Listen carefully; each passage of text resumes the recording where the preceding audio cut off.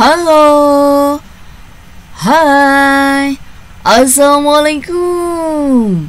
Apa kabar semuanya? Bu Hindun berharap semuanya dalam keadaan baik-baik saja. Sehat walafiat, itulah harapan semua orang. Teman-teman, kali ini simak kembali vlog Bu Hindun dengan judul Contoh Resensi Fiksi. Ya, simak yuk. Pada video terdahulu teman-teman sudah menyaksikan ya, dengan judul resensi bagian pertama.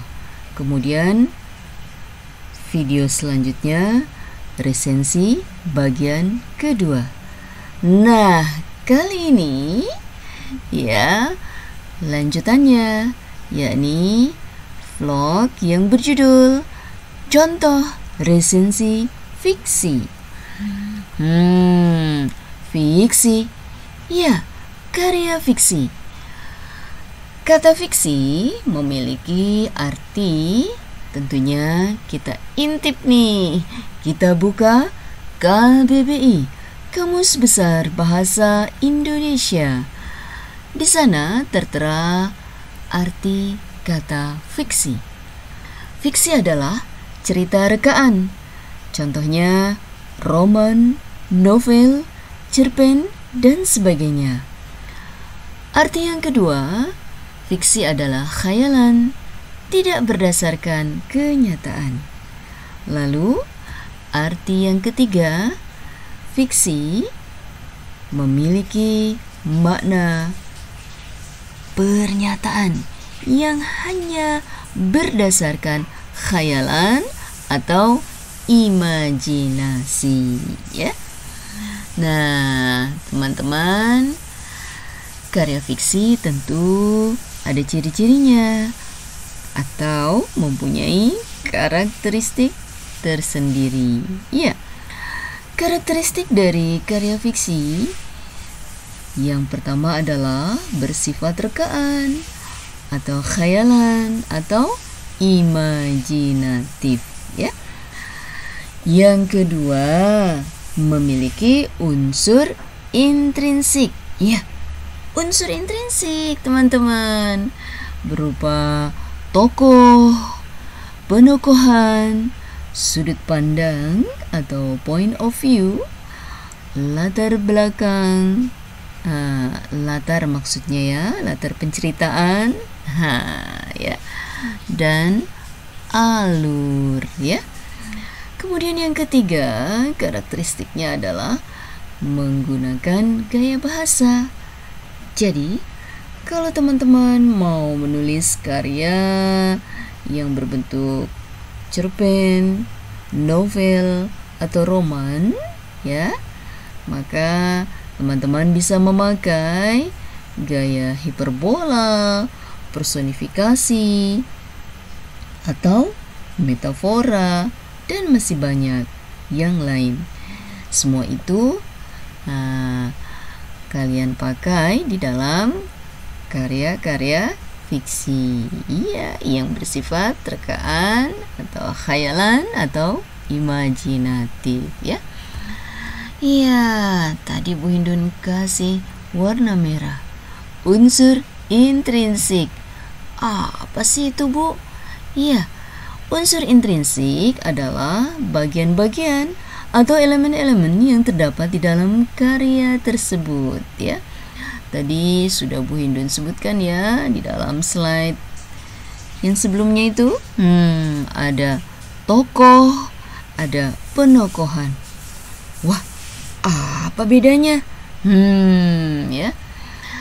Kalau teman-teman pernah membaca buku atau novel yang di dalamnya muncul nama Dylan, mungkin tak asing ya kalau yang suka dengan karya yang di dalamnya ada Dylan. Nah, Dylan ini tokohnya. Iya, peran utama. Iya, sudah difilmkan ya. Jadi Dylan yang muncul di dalam karya fiksi tersebut merupakan tokoh, ya. Nah, tokoh ini adalah unsur intrinsik, ya. Lalu penokohan. Nah, yang disebut penokohan adalah karakter si Dylan. Jadi, penokohan adalah karakter yang dibangun untuk menggambarkan sosok si tokoh. Apakah dia baik ataukah dia buruk, ya. Nah, sebutannya protagoniskah atau antagoniskah atau mungkin tritagonis. Jadi, kalau berbicara tentang penokohan, ya, sebagai salah satu elemen, salah satu bagian atau yang disebut dengan unsur intrinsik dalam sebuah karya, nah, berarti berbicara atau terkait dengan perilaku, ya.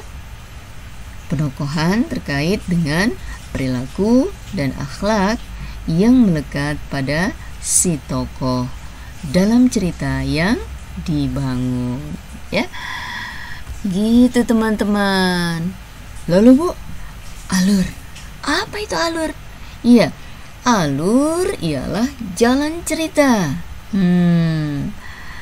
Karya rekaan yang disampaikan oleh pengarang memiliki jalan cerita yang berbeda-beda. Ada banyak alur, ya, beragam alur yang bisa dikenali oleh pembaca. Ada alur maju, ada alur mundur. Dua ini, ya, 1 dan 2, itu yang paling dikenal oleh para pembaca. Oh, ini jalan ceritanya maju. Oh, ini jalan ceritanya mundur. Iya, alur maju dan alur mundur. Ada lagi teman-teman, ya, selain yang 2 itu, ada alur tunggal, ada alur jamak. Nah, kalau dikaji, kalau dianalisis, misalnya muncul kata, oh, ini alurnya progresif. Nah, tidak usah bingung. Alur progresif, nama lain atau sebutan lain dengan penyebutan untuk alur maju, ya. Jadi, kalau cerita itu jalan ceritanya maju atau alurnya maju, disebut juga alur progresif. Sedangkan alur mundur, sebutan lainnya adalah sorot balik atau flashback. Wah, ini ceritanya flashback. Berarti karya tersebut memiliki alur mundur. Begitu ya? Oke. Sudah penasaran nih, ya? Penasaran ya? Mau tahu kan? Tentunya teman-teman mau tahu seperti apa sih contoh meresensi karya fiksi. Ayolah kita simak. Apa saja nih yang bisa dijadikan contoh untuk meresensi karya fiksi? Iya, Bu Hindun hadirkan untuk teman-teman simak dalam vlog ini dengan judul karya fiksi. Yang pertama, Guru Aini. Ini covernya, ya. Yang kedua, dengan judul Jika Kita Tak Pernah Jadi Apa-apa. Yang ketiga, ini covernya dengan judul Hari-Hari Yellow.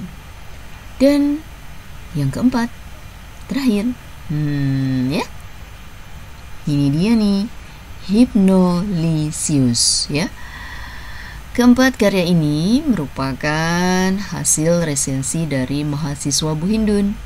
Bu Hindun sengaja filter, Bu Hindun pilih yang sesuai, yang bagus, dan bisa di-share sehingga lebih bermanfaat untuk semua teman, ya. Jadi Bu Hindun ucapkan terima kasih nih kepada teman-teman mahasiswa yang sudah terpilih hasil resensi karya fiksinya. Yang pertama kepada Nabila Sayyidah, yang kedua Neneng Maulida, yang ketiga Novia Sabrina Maukar, yang keempat Syabihah Nur Fatina. Ya, simak deh. Ya, simak baik-baik ya. Bu Hindun ucapkan terima kasih untuk yang senantiasa mengikuti vlog Bu Hindun. Tetap semangat untuk yang mencari tambahan wawasan dan keilmuan. Semoga channel YouTube Bu Hindun ini bermanfaat dan menginspirasi selalu. Oke? Ya. Assalamualaikum warahmatullahi wabarakatuh. Yang terhormat Ibu Dr. Hindun MPD selaku dosen pengampu mata kuliah Bahasa Indonesia dan teman-teman yang saya sayangi. Saya Nabila Sayyidah dari program studi Pendidikan Matematika kelas 1B. Di video ini saya ingin meresensi sebuah novel yang berjudul Guru Aini. Novel ini ditulis oleh Pak Ci Andrea Hirata dan diterbitkan oleh penerbit Bentang pada bulan Februari tahun 2020 dengan nomor ISBN 9786022916864. Buku ini memiliki tebal 336 halaman dengan panjang 20,5 cm dan lebar 13 cm. Buku ini dijual seharga Rp99.000 untuk Pulau Jawa. Novel ini adalah prequel dari novel Orang-Orang Biasa. Di dalam buku ini menceritakan tentang Desi Istiqomah. Desi berkeinginan untuk menjadi guru matematika karena terinspirasi oleh guru SD-nya. Setelah menjadi lulusan terbaik program D3 Guru Matematika, ia rela ditempatkan di sebuah desa pelosok di Pulau Sumatera. Guru Desi adalah seorang yang idealis dan sangat bersemangat dalam mengajarkan matematika. Namun, karena suatu hal, ia menjadi seorang yang keras dan eksentrik, sehingga ia disegani oleh murid-muridnya. Setelah bertahun-tahun mengajar di sana, Guru Desi bertemu dengan Aini. Aini adalah seorang siswa yang bebal dalam pelajaran matematika. Ia berasal dari keluarga yang kurang mampu. Aini ingin sekali diajarkan matematika oleh Guru Desi. Ia memiliki semangat yang luar biasa dan berusaha agar dapat memahami pelajaran matematika. Ia berkeinginan untuk menjadi dokter untuk mengobati ayahnya yang sedang sakit keras. Hingga akhirnya Aini diterima menjadi murid Guru Desi. Ia mendapat banyak pelajaran yang berharga dari Guru Desi. Kelebihan buku ini alurnya mudah dipahami karena berhubungan dengan kehidupan sehari-hari dan disusun dengan bahasa yang mudah dimengerti, serta di dalamnya terdapat banyak pesan moral khususnya di bidang pendidikan. Kelemahan buku ini terdapat beberapa istilah dan perumpamaan yang berhubungan dengan matematika yang mungkin tidak semua orang dapat memahaminya. Ini sangat cocok dibaca oleh para remaja ataupun seseorang yang sedang berjuang untuk meraih cita-cita. Buku ini memberikan semangat dan menginspirasi bagi siapapun yang membacanya. Sekian video resensi ini, mohon maaf apabila ada kekurangan. Terima kasih. Wassalamualaikum warahmatullahi wabarakatuh. Assalamualaikum warahmatullahi wabarakatuh. Perkenalkan, saya Neneng Maulida, Prodi Pendidikan Matematika dari kelas 1B. Video ini saya buat untuk memenuhi tugas mata kuliah Bahasa Indonesia yang diampu oleh Ibu Dr. Hindun MPD. Tugasnya tersebut yaitu meresensi buku cerpen. Buku cerpen yang saya resensi yaitu berjudul Hari-Hari Hello, yang merupakan pengarang dari Dwi Puji Astuti dan diterbitkan oleh PT Penerbitan Sarana Bobo pada tahun 2013. Buku ini memiliki 144 halaman, panjangnya 17 cm dan lebarnya 11 cm. Nomor ISBN pada buku ini yaitu 9792317554. Buku cerpen ini menceritakan tentang keseharian seorang siswi SMP kelas 7 yang bernama Hello. Hello memiliki sifat yang ramah, pandai bergaul, dan sangat bijaksana. Oleh karena itu, Hello sangat populer di sekolahnya. Hello pun sangat diandalkan oleh teman-temannya untuk menyelesaikan masalah mereka. Seperti pada kasus Debra, teman sekelasnya Hello. Dia ingin merayakan ulang tahunnya saat itu, tetapi hujan deras pun turun. Pestanya hancur dan tidak ada seorang teman pun yang datang. Hello Debra pun sedih dan dia mengurung di kamar. Hello mencari ide untuk bagaimana sih Debra agar bisa tersenyum kembali.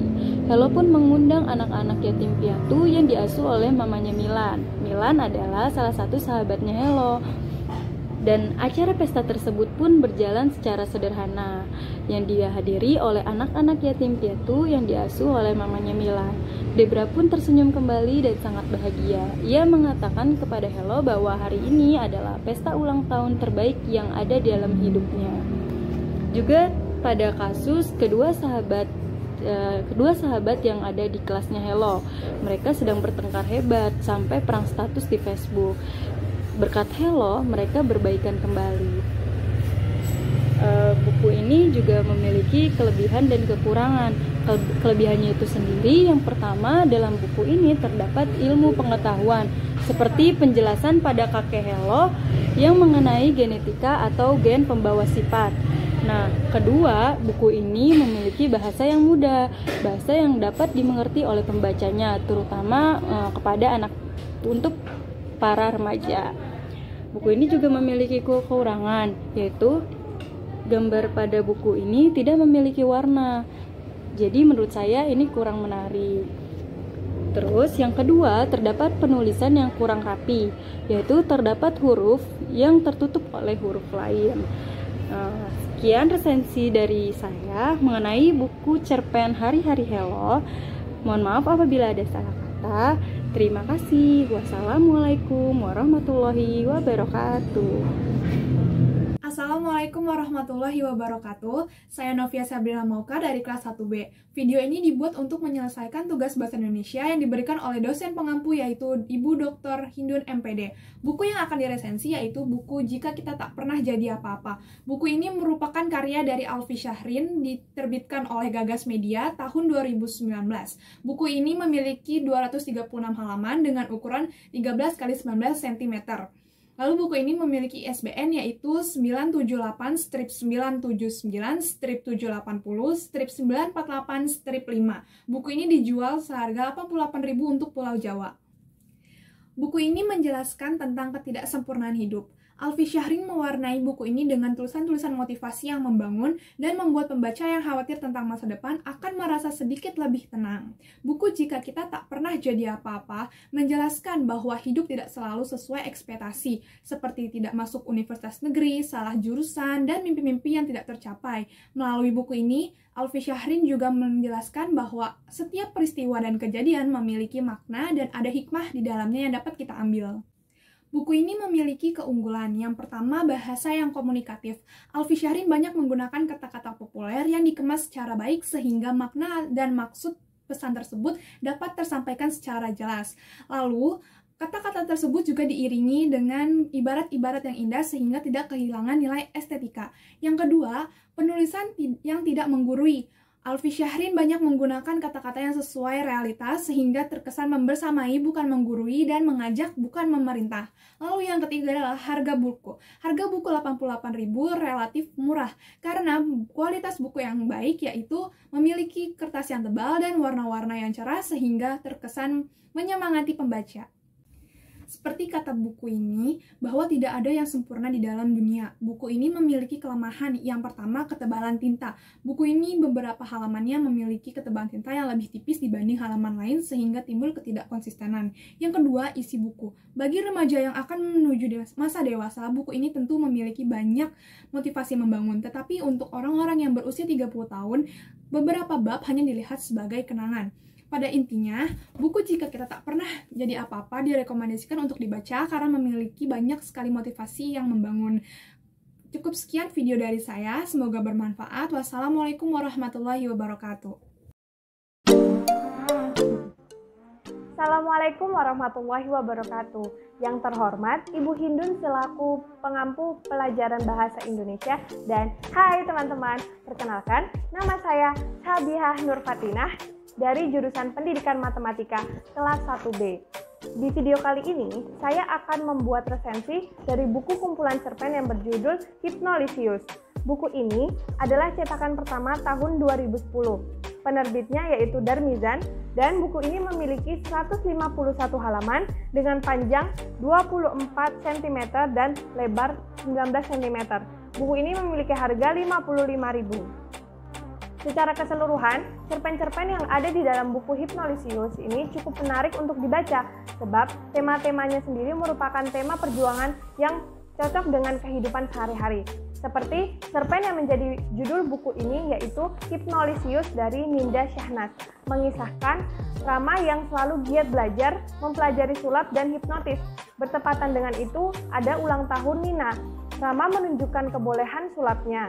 Waktu hipnotis Nina menceritakan perjuangannya untuk bangkit dari trauma masa lalu ketika melihat kakaknya meninggal di depan matanya sendiri. Lalu yang kedua juga ada cerpen yang berjudul Untukmu Ibuku dari Lintang Ashifa, menceritakan perjuangan Vika yang buta dan ingin menjadi seorang penulis.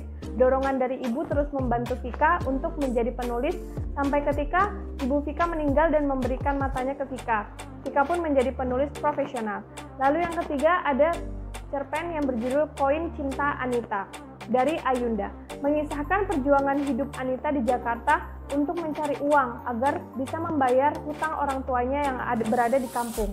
Dengan resiko Anita belum dapat bersekolah, tetapi dia tetap bersyukur dan berjuang hingga mendapatkan bantuan dari Tamara yang mengisahkan cerita Anita di Facebook untuk mencari bantuan biaya hidup.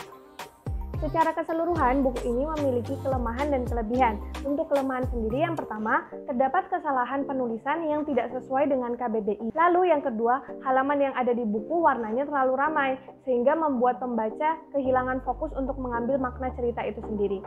Sedangkan untuk kelebihannya, yang pertama, cerita ini mengangkat tema kehidupan dan perjuangan, sehingga cocok untuk dibaca oleh berbagai kalangan, apalagi untuk generasi muda. Lalu yang kedua, bahasa yang digunakan penulis sederhana sehingga mudah dipahami oleh pembaca. Saya pribadi sangat merekomendasikan buku ini untuk dibaca remaja dan anak-anak. Selain mempunyai cover yang menarik, buku ini juga mempunyai ilustrasi gambar di tiap cerpennya yang membuat pembaca tidak mudah bosan dalam membacanya. Cukup sekian dari saya. Wassalamualaikum warahmatullahi wabarakatuh. Dah.